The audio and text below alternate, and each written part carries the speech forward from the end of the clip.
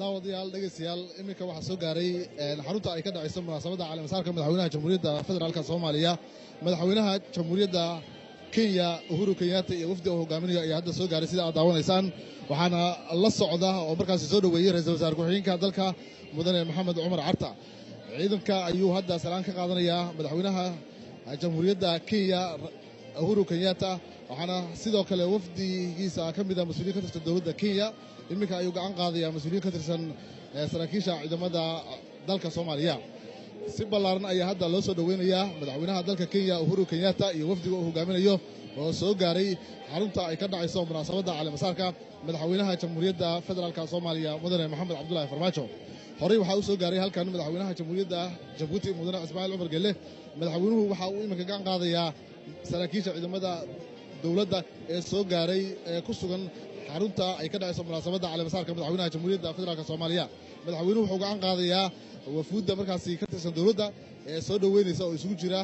saraakiil iyo mudanayaal kale oo ka tirsan dawladda federaalka Soomaaliya si fiican oo munaasabadu aad u wanaagsan ay hadda uga socotaa oo aad uga daawanaysaan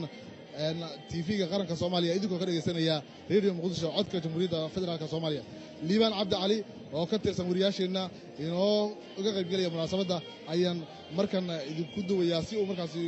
kugu soo bandhigo mas'uuliyiinta soo gaaray xarunta ay ka dhacayso munaasabadda caleemasaarka madaxweynaha jamhuuriyadda Soomaaliya Soomaaliyeed xitaa waxay aad indhaha ugu hayeen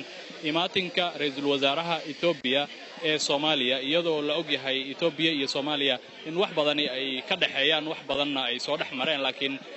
dad badan laga yaabaa inaysan u qaadanaynin inuu ra'iisul wasaaraha Ethiopia yimaado ra'iisul wasaaraha Ethiopia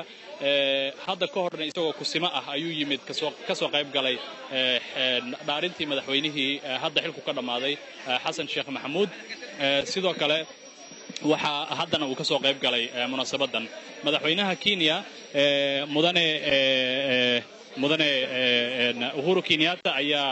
naloo sheegaya in uu hadda soo gaaray halkan waxaan arkaynaa inay dad badani joogaan si ay u soo dhaweeyaan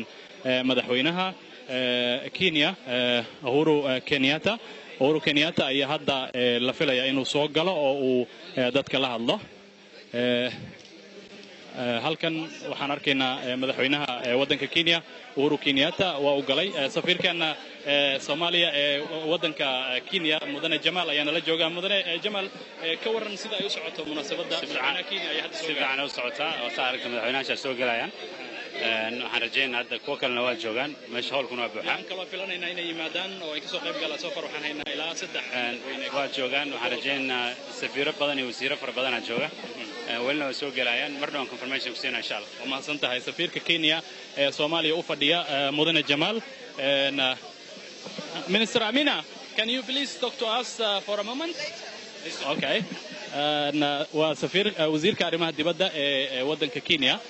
waxay sheegtay inay mar dambe saxaafadda ay la hadli doonto oo ay kala hadli doonto balimaatinkooda waxay qayb ka tahay wafdiga dawladda Kenya ee uu hogaaminayo madaxweyne Uhuru Kenyatta oo hadda soo gaaray diyaaradiisa ay soo caga dhigatay isaguna galay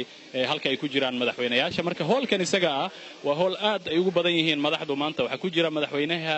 xilku ka dhamaaday Soomaaliya Xasan Sheekh Maxamuud waxa ku jira ra'iisul wasaaraha waddanka Ethiopia Haile Mariam Desalegn waxa ku jira madaxweynaha Kenya Uhuru Kenyatta waxa ku jira madaxweyne ku-xigeenka